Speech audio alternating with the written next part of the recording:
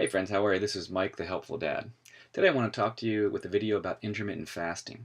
Now I'm titling this video Starvation, Your New Best Friend, because when I first heard about intermittent fasting I basically thought it was starvation. But what I learned actually is that intermittent fasting is surprisingly easy. It gives me lots of energy, but it's really not a magic cure-all, and there are some important tips I want to share with you. So in the show notes below, I am going to put links so you can kind of skip ahead within the video based on what you're interested in. I'll define what intermittent fasting is, why I did it. Um, I'll give you, again, the tips on how I did it good. I'll also tell you what my journey's been over a 3-month experiment as well, too. Also in the show notes, and this is important, because I'm going to be giving a lot of stuff. You don't have to write any of this stuff down because I have a whole blog article about this, and I'll put a link to that. It's TheHelpfuldad.com, and it's an article about intermittent fasting. The entire article is there for you with all the tips too. Okay. And by the way, if you do go to that blog, I do have some cool ebooks that I'm giving away for free, just when you follow the blog. So make sure you check that out too. The blog and the YouTube channel kind of work hand in hand. So anyway, let's get back to intermittent fasting. And again, before I begin, look, I'm not a scientist. This is not a scientific review of intermittent fasting. I'm just giving you my personal experience. This is one man's point of view. I encourage you to do your own research, right? But hopefully my information will inspire you to try it, right? That's what got me into it. So let's get started here. Intermittent fasting, right? So why did I start this, right? I'm in my mid-40s now.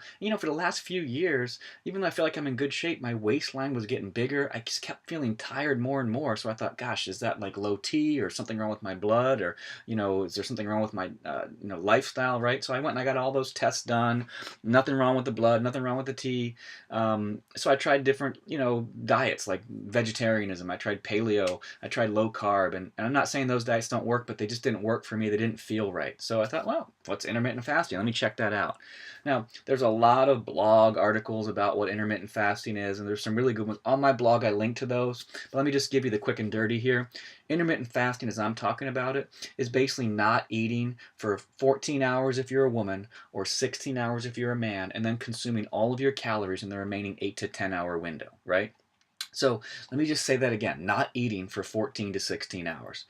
When I heard that, I was like, there ain't no way that I can do that, right? Because I've had like low blood sugar and hangry issues my whole life. You know those Snickers commercials where if someone doesn't eat, they turn into a monster? That's kind of how I was if I didn't eat every 2 hours. So I thought, there ain't no way that I can do intermittent fasting if it requires me to not eat for that long, right? So no late night snacks while you're watching TV. No. How about breakfast in the morning? No. How about an egg, a power bar, a glass of orange juice? No, no, no. You can't have any of that stuff. All you can have pretty much is black coffee or tea, or something like that, because you have to keep the amount of calories that you consume to less than 50 calories. Supposedly, that's supposedly the way it works. Again, do the research if you want to know the science behind it, right? One thing you can do with your coffee, though, and I've got a great article on this too, is you can add some cinnamon and grass-fed butter into that. I call this the Cinnabon coffee cup, and it's fantastic. It doesn't break your fast. It gives you extra energy. So check that out on my blog. Again, I'll put that in the show notes.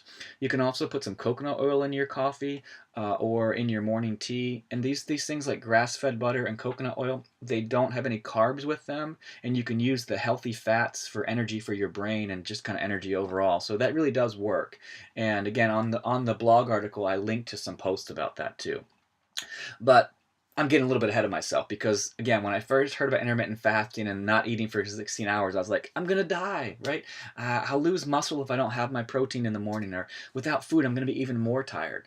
But, I said, what's the big deal? I'll just try this for a few months. If it doesn't work, it's just like everything else I tried.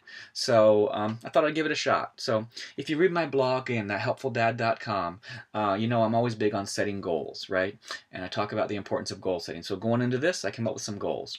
So my goal was I wanted to go from, I started into this with, my baseline measurements was my height was 5'7", my weight was 166, and my belly was like 37 inches, believe it or not. So just transparent with you, right? So I wanted to get down to 155 pounds, and I wanted to get my waist and belly down to around 32, right? So it's kind of a tall order since I'm started in 2014, basically gaining an inch a year on my waist. Too many wings and beer will do that to you. So, but anyway, that was my goal, so I thought I'd give it a shot. So let's talk about some obstacles to my success. First of all, the goal's probably not realistic, right? Second of all, I was trying to accomplish this with making only intermittent fasting the sole variable I would change. So I wasn't going to change any of my, workout routine. I just did my light cardio, my workouts. I wasn't going to change my diet. The only thing I was going to do, I was going to limit some of the alcohol consumption, because the thing about beer, if you drink that, you tend to want to eat snacks. And so since I wasn't going to be eating late night snacks, I was going to try to reduce the beer too. Also, I decided to start this right before the holidays. So right before the Thanksgiving, Christmas, when you have all that great food, I was going to start intermittent fasting. So I really wanted to make it hard on myself, right? But just to be safe, when I was starting out, I was only going to do 14 hours to start. And that way, if I ate dinner at 6, then I could eat again at 8 o'clock. That seemed kind of doable to me. So let's talk about, my experiment, what the results were. And then again, I'll get into the tips as well, too. Again, you can follow the entire journey at my blog, TheHelpfuldad.com, and the intermittent fasting article. So my first week, oh my gosh, I can't believe it, I'm not dying, right? In fact, it wasn't even hard. Not only was I able to do the 14 hours, but I discovered that by not eating first thing in the morning, I usually had a lot of intestinal issues in the morning. I didn't have any of that. Plus, I had a lot more energy, I had more clarity of mind, and if I wasn't even tired, in fact, I was anything but I was energetic, right? Perhaps this is because, not scientifically speaking, but with my stomach not devoted on, digesting all that food, I was able to use my energy for other things. And again, on my blog, I've got articles about morning, you've heard of morning routines, AM rituals. I've got one called the SMART, the Smart Morning Routine for Working Men and Women. I'll put that in the show notes too. So I added this into my morning routine. Man, it really upped my productivity. It was fantastic, right? So it went so well at first that I quickly went to the 16 hours. It was not a problem. In fact, I got so confident. I really feel like I could do 24 hours. I haven't done that yet, but mainly because I just love food and I love to cook. So I can't see not eating, going a whole day without eating. So what were my results after 1 month? Well, one thing I did learn was just disappointing. My height was still 5'7". So, I learned intermittent fasting doesn't really increase your height. Too bad, huh?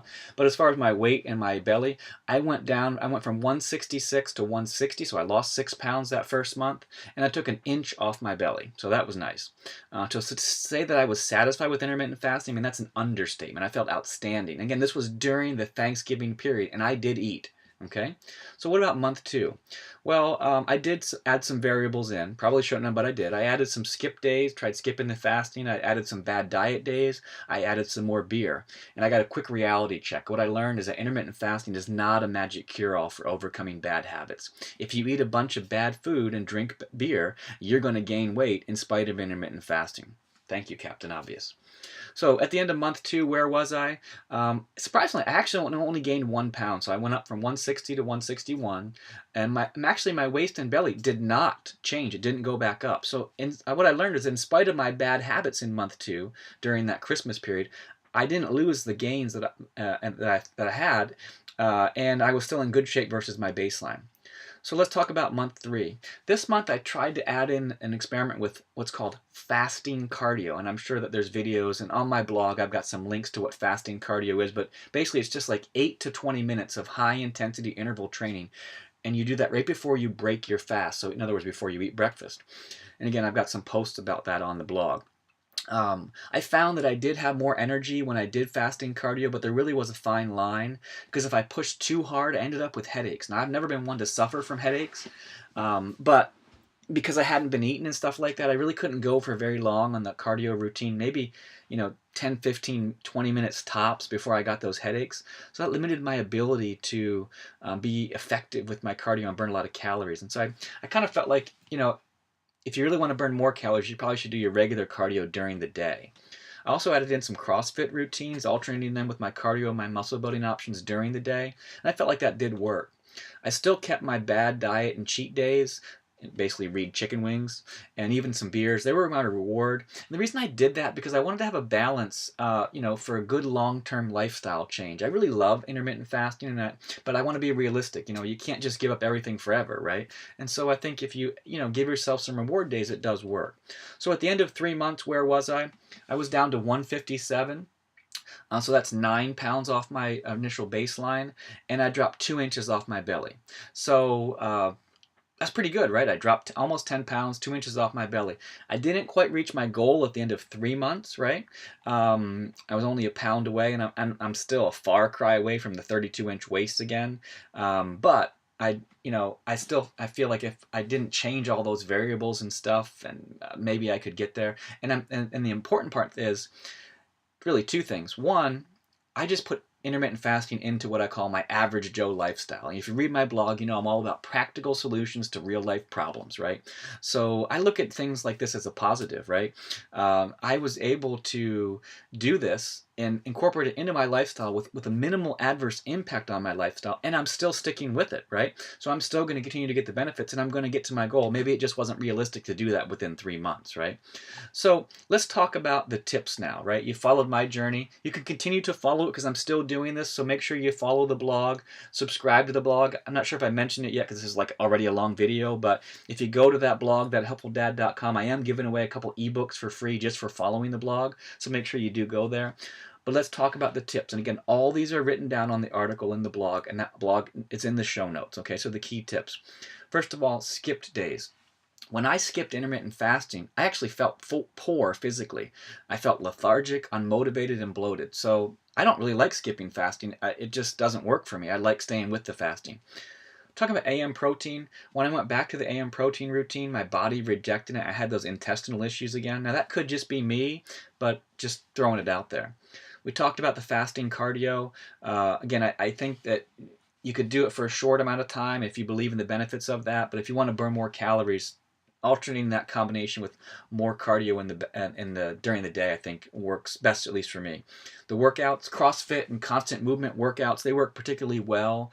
And of course, you know the theory. I mean, I'm not making this up. If you work out your larger muscle groups, legs, chest, back, you build up those muscles, they're going to continue to have post-workout fat burning processes for longer. And there's a lot of articles on the internet about that. I do believe in that. Fluids. And this is kind of important. Before I go to bed, I drink 1 glass of water, so I keep myself hydrated.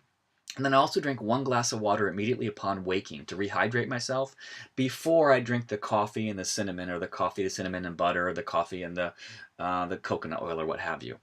And when I do that, really, that water and that coffee, that's more than enough to get me through 10, 11, even noon, right?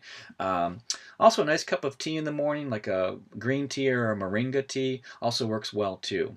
In terms of the eating schedule, the way I do it is basically I eat dinner around 6, and then I eat again the next day around 10 or 11 a.m. I load up on protein, so yogurt, milk, eggs, bacon, things like that. I eat lunch 2 to 3 hours later, and then I have a fruit around 3 or 4, and then I'll have dinner at 6. And it works real easy for me, easy to do. I'm not hungry, and I'm not always focused on food. You know, a lot of people do say you shouldn't eat fruit because it's high in sugar and it impedes your fat loss, and that may be true. But again, I'm just an average Joe. I like fruit. I believe in the overall health benefits of fruit. So, you know, I think that outweighs any negatives for long-term health. In terms of diet specifically, like what did I actually eat other than what I just told you? At no time did I focus on a particular diet. Now, I tried not to eat a bunch of junk food, but it was not strict in any way. As long as I was in that eating window, then for me, I normally eat a lot of protein and good fat anyway, but I did eat some carbs. I pretty much ate my normal pre-fasting diet, pre-intermittent fasting diet in the intermittent fasting stage. I didn't count calories. I didn't use a set menu. Now, maybe if you did all those things, it would work even better for you. But like I said, I'm just an average Joe. I like practical solutions to real life problems, and I like keeping things simple. So that was just me. Timing. Now, this was really important for me. The key for intermittent fasting for me was to eat dinner early and then avoid those late night snacks. If you do those two things, you can cruise through 16 hours to about 10 a.m. without a problem. Now, some people like to stay busy in the morning, like having something to do takes their mind off eating. I was never really that hungry, so it didn't bother me. Big one here, alcohol. I've been tracking everything in terms of where I gain weight and where I don't, and alcohol does appear to play a key role in the process. It's not rocket science, right? And unfortunately, the beer I like, IPAs, tends to be heavier from a calorie standpoint. When you have beer and you want the snacks, those calories add up fast. So I know my results were negatively impacted by when I had more beers per month than when I didn't. Again, it's not rocket science, but the problem is I'm not willing to give up my beer and chicken wings completely. So I realize that's going to decrease the effectiveness of intermittent fasting. But I look at it from a different point of view. Intermittent fasting helps me limit the negative impact of beer and wings so I can enjoy them with less guilt. See, that's the power of perspective. And I got a nice blog article on the power of perspective too, so check that out. I'll put that in the show notes. Variables. On hindsight, I shouldn't have changed all those variables in month 2 and 3. I should have stuck to the initial plan, made intermittent fasting the only variable I change. Obviously, my application to the scientific method school is probably going to be rejected now. Oh well. And finally, SMART goals. Again, looking back on it, was it realistic to think I could take off 4 inches off my belly in 3 months? Probably not realistic, right? But like I said, intermittent fasting for me is a lifestyle change. I'm sticking with it. I'm going to get to my goal. I know that. I'm putting it on camera here, and you can follow this journey as well too. Again, subscribe to the blog, TheHelpfuldad.com. Let's communicate with each other, stay in touch. In fact, going forward, I would love to know if you are doing intermittent fasting or you've tried it, or you got some sort of killer morning ritual, or you like the Cinnabon coffee cup, or you have some coffee thing that you do. By all means, please share that with me. The way my YouTube channel and my blog works is I share wisdom, you share wisdom, we all win. So that's it. That's my journey with intermittent fasting. I hope this is helpful and inspiring to you. Please let me know what you think, and let's keep in touch and help each other. God bless you and have a great day.